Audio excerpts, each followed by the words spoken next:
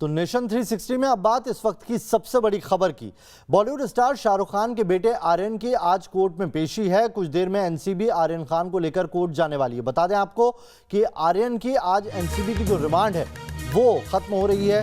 Cruise drugs case में आर्यन खान की court में पेशी होनी है। थोड़ा सा और इंतजार है और उसके बाद उन्हें कोर्ट लेकर जाएगी एनसीबी, जहां पर उन्हें जमानत के लिए उनके वकील पिच करेंगे। वहीं एनसीबी के आगे रिमांड मांगती है। आगे कुछ और सवाल हैं जिनके जवाब उन्हें जानना है। ये वो सारी चीजें हैं जो कोर्ट की हियरिंग के बाद सामने आएगी। तो तस्वीरें भी आने लगी है। देखिए, कोर्ट लेके जाया जा रहा है आर्यन खान को। ये देखिए, ये तस्वीरें। एनसीबी की रिमांड आज खत्म हो रही है, जिसके बाद कोर्ट में पेश किया जा रहा है। वहां से आगे क्या होगा,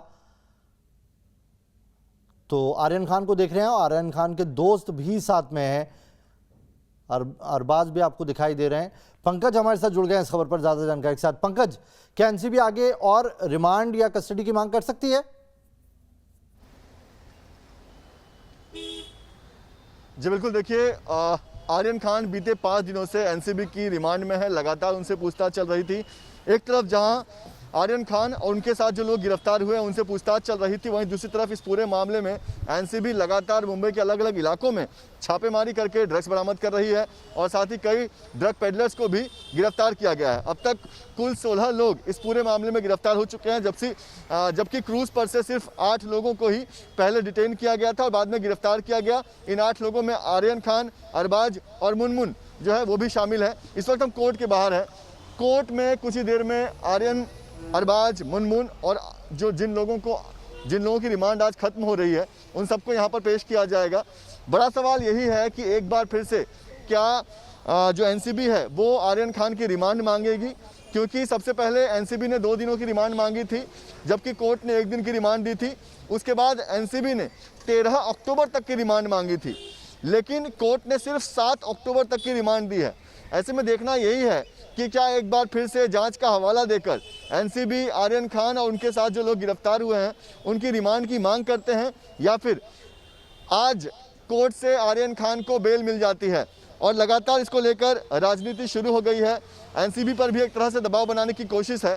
तो बड़ा सवाल यही है कि आज कोर्ट जो है वो आर्यन खान को जेल में भेजती है या फिर आर्यन खान को आज यहाँ से बेल मिल जाता है। अपने आप में पूरे देश की नज़र आज इस कोर्ट पर है। नवेद जी, आप बने रहिए हमारे साथ, और भी ज़्यादा डिटेल आपसे लेंगे। कितना और इंतज़ार होगा, क्योंकि वहाँ दफ्तर से निकल चुके हैं एनसीबी दफ्तर से, अब यहाँ कब तक पहुँचते हैं। लेकिन शाहरुख खान के बेटे आर्यन की गिरफ्तारी के बाद से ही पूरा देश हैरान है, हैरत में है, क्योंकि सवाल ये उठ रहा है कि क्या माया नगरी में ड्रग्स लेना अब आम चलन हो गया है? क्या बॉलीवुड पार्टियों में ड्रग्स मुहैया कराया जाता है? क्या सेलिब्रिटीज तेजी से ड्रग्स की लत का शिकार हो रहे हैं? क्योंकि आर्यन के अलावा उसके 8 दोस्तों की भी गिरफ्तारी हुई और सभी की उम्र 23 साल से 30 साल के बीच की बताई जा रही है। सभी बड़े घरों से ताल्लुक रखते हैं और सभी पार्टी के शौकीन हैं। अगर एनसीबी अधिकारियों ने इस मामले का खुलासा नहीं किया होता तो क्रूज पर ड्रग्स का खेल आराम से चलता रहता। माना जा रहा है कि एनसीबी कुछ दिनों में और बड़ा खुलासा कर सकता है। एक बड़ा नेटवर्क सामने आ सकता है। आर्यन खान से जुड़े ड्रग्स केस में नारकोटिक्स कंट्रोल ब्यूरो तहकीकात को जितना आगे बढ़ा रहा है उतना बड़ा नेटवर्क सामने आ रहा है। आर्यन के अलावा 15 और लोग गिरफ्तार हो चुके हैं। एक पूरा नेक्सस है जो सामने आया है। हालांकि अभी तक एनसीबी ने इस पर कुछ भी खुलकर नहीं कहा है। जो वो खुलासा जिसकी जांच वो कर रहा है वो अभी सामने नहीं रखा है एनसीबी ने। अभी तक जो तस्वीर सामने आई है उसके मुताबिक पूरा खेल एक प्लान तरीके से चल रहा था, यानी कि ड्रग्स मुहैया कराने के लिए एक पूरे नेटवर्क का इस्तेमाल किया गया है। एक पूरा जाल बिछाया गया जिसमें drugs mafia, drug peddler, event company के कर्मचारी शामिल बताए जा रहे हैं। और ये वही इवेंट कंपनी है जिसने क्रूज पर बीच समंदर में ये पार्टी ऑर्गेनाइज कराई थी। ऑनलाइन टिकटों की बिक्री रखी गई थी।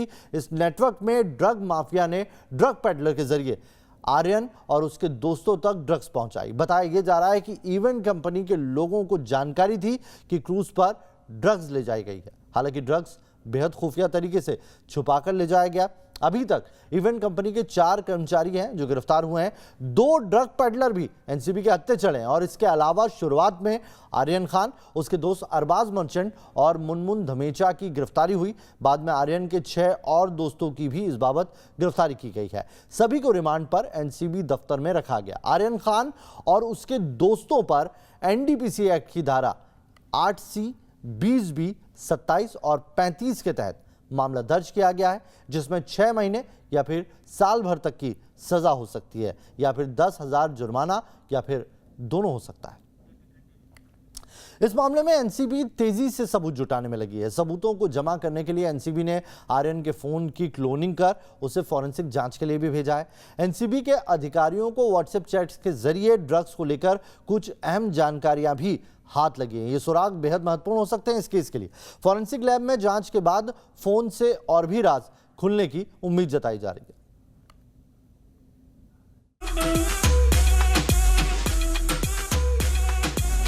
आर्यन खान का ड्रग्स कनेक्शन एनसीबी जितना सुलझाना चाहता है, केस उतना ही उलझता जा रहा है।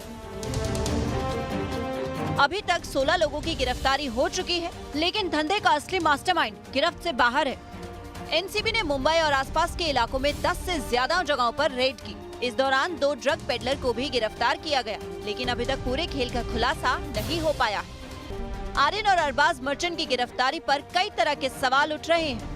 एनसीबी ने कोर्ट में बताया था आर्यन के पास से कोई ड्रग्स नहीं मिला। हालांकि आर्यन के दोस्त अरबाज मर्चेंट के पास से 6 ग्राम चरस जरूर बरामद की गई थी।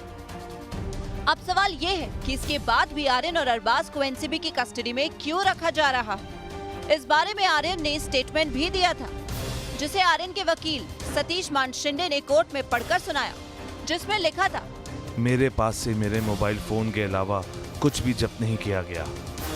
मेरे दोस्त को इसलिए अरेस्ट किया गया क्योंकि उसके पास से 6 ग्राम चरस मिला, जिससे मेरा कोई संबंध नहीं है। जिस ड्रग्स का जिक्र रिमांड लेने के लिए किया जा रहा है, वो भी हमारे पास से नहीं मिला है। मुझे इस जब्त के ड्रग्स से नहीं जोड़ा जा सकता।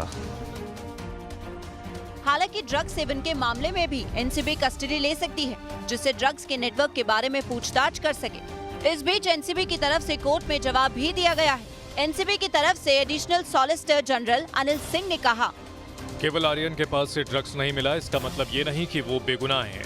उनके व्हाट्सएप से कुछ ड्रग पेडलर्स के साथ चैट मिली है। अभी उनके पेमेंट मोड्स और जो कोड यूज किए गए थे, इस पर जांच चल रही है। सभी आरोपियों को आमने सामने बिठाकर पूछताछ किए जाने की जरूरत है। इंटरनेशनल ट्रांजैक्शंस की जांच की जानी चाहिए। किसी व्यक्ति के पास से भले ही कमर्शियल क्वांटिटी में ड्रग्स नहीं मिली हो, मगर ये कहां से आ रही है, इसका पता लगाया जाना जरूरी है। आर्यन और उसके दोस्त 7 अक्टूबर तक एनसीबी की कस्टडी में है, जिसके बाद उन्हें कोर्ट में पेश होना होगा। इस दौरान आम कैदियों की तरह आर्यन और उसके दोस्त की रात कस्टडी में बीती। दूसरे आरोपियों के साथ आर्यन को भी उसी रेस्टोरेंट का खाना दिया जा रहा है, जहां से बाकी आरोपियों के लिए खाना आता है। एनसीबी कस्टडी में सभी आरोपियों को एक साथ ही खाना दिया जाता है, क्योंकि एनसीबी ऑफिस में घर के बने खाने की इजाजत नहीं है। कहा यह भी जा रहा है, शाहरुख खान और गौरी भी आर्यन से मिलने पहुंचे थे। बताया जा रहा है कि पिता को देखकर आर्यन खान रोने लगे थे। आर्यन के लिए गौरी बर्गर लाई थी, लेकिन एनसीबी ने उसे देने की इजाजत नहीं दी। इस दौरान एनसीबी के लॉकअप में आर्यन ने कुछ साइंस की किताबें मांगी थी, जिसे अधिकारियों ने मुहैया करवा दिया। वहीं दूसरी तरफ आर्यन खान और दूसरे आरोपियों के फोन को भी गांधीनगर के लैब में परीक्षण के लिए भेज दिया गया है। केस का दायरा बढ़ते देख दिल्ली, मध्य प्रदेश और गुजरात एनसीबी की टीमें भी इन्वेस्टिगेशन में मदद करने के लिए मुंबई पहुंच गई है। माना जा रहा है कि आने वाले दिनों में एनसीबी इस मामले से जुड़े कई और भी अहम खुलासे कर सकती है। Team news nation. और अब बात जम्मू कश्मीर में आतंकी वारदात की। कश्मीर में आतंकी अब आम नागरिकों को निशाना बना रहे हैं। पिछले 5 दिनों में आतंकियों ने 7 वारदातों को अंजाम दिया।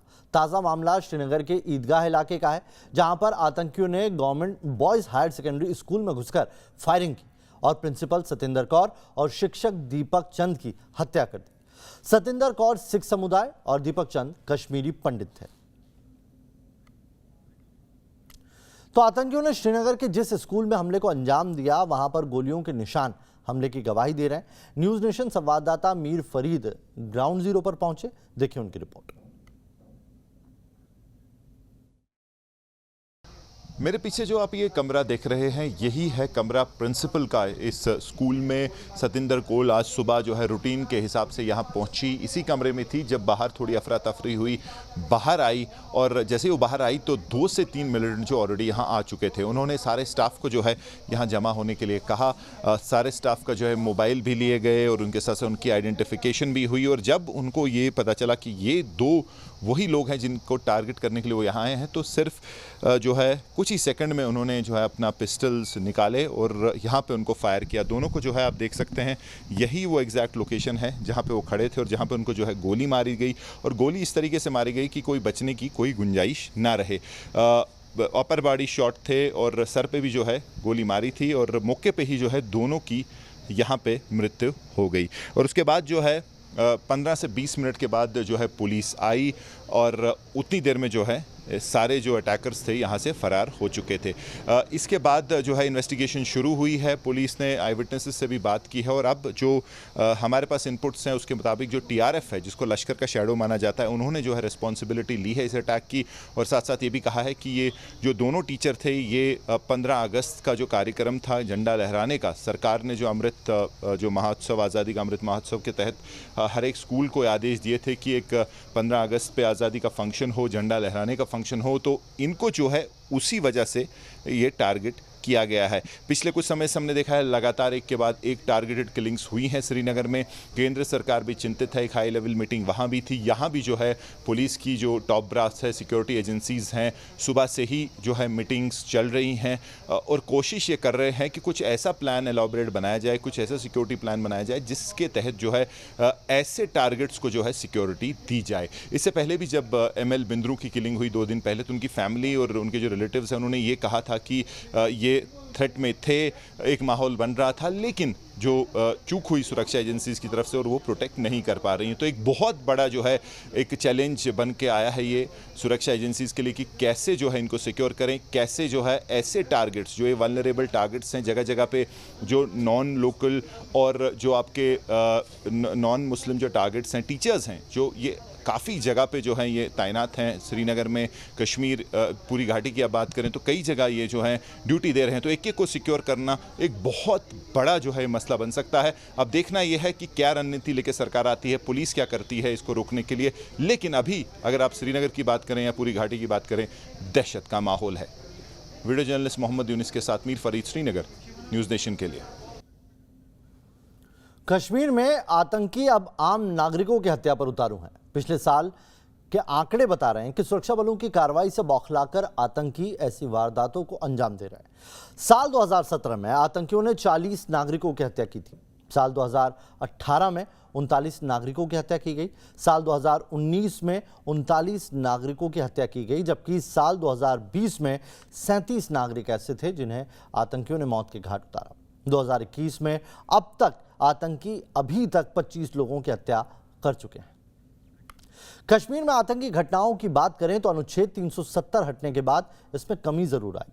साल 2017 में यहां पर 342 आतंकी घटनाएं हुई थी, वहीं साल 2018 में यह संख्या बढ़कर 614 जा पहुंची थी। इसके बाद जब सुरक्षा बलों ने सख्ती दिखाई तो साल 2019 में आतंकी घटनाएं 594 ही रह गई। 2020 में आतंकी घटनाओं में काफी कमी आई और 244 घटनाएं हुई हैं। कश्मीर में आतंकियों के सफाई के लिए सेना और सुरक्षा बलों का लगातार ऑपरेशन चल रहा है और इसी से आतंकी बौखलाए हुए हैं। पिछले 3 सालों में कितने आतंकियों को मौत के घाट उतारा जा चुका है, आइए उनका भी आंकड़ा आपके सामने रख दें। 2019 में 163 आतंकी मारे गए थे तो 2020 में 232 आतंकियों को मौत के घाट उतारा गया और 2021 में अब तक 134 आतंकियों का काम तमाम किया जा चुका है। आतंक के निशाने पर अब नागरिक हैं, लेकिन सुरक्षा बल भी सजग हैं और अब सुरक्षा बल उस रणनीति पर काम कर रहे हैं कि कैसे न सिर्फ सिविलियंस की रक्षा की जाए बल्कि आतंकियों के ऊपर जो ऑपरेशन चलाए जा रहे हैं उनमें भी तेजी लेकर आई जाए। और लखीमपुर हिंसा मामले में बड़ी खबर आ रही है। बता दें आपको, लखीमपुर हिंसा में 2 आरोपियों की गिरफ्तारी हुई है। लगातार न्याय की मांग की जा रही थी, गिरफ्तारी किए जाने की मांग की जा रही थी और अब जानकारी निकल के आ रही है कि लखीमपुर हिंसा मामले में 2 आरोपियों की गिरफ्तारी हुई है। बता दें आपको कि 8 लोगों की मौत हुई है और जब से ही ये पूरा इलाका सुर्खियों में है, पूरी घटना सुर्खियों में है। बता दें आपको कि एक के बाद एक कई नेता पहुंच चुके हैं। राहुल गांधी और प्रियंका गांधी बीती रात पहुंचे थे। आज अखिलेश यादव और सतीश चंद्र मिश्र पहुंचने वाले हैं वहां पर। मेरे सहयोगी अविनाश जुड़ गए इस खबर पर ज्यादा जानकारी के साथ। अविनाश, गिरफ्तारी की मांग लगातार की जा रही थी, 2 लोगों की गिरफ्तारी हुई है, कौन कौन है ये?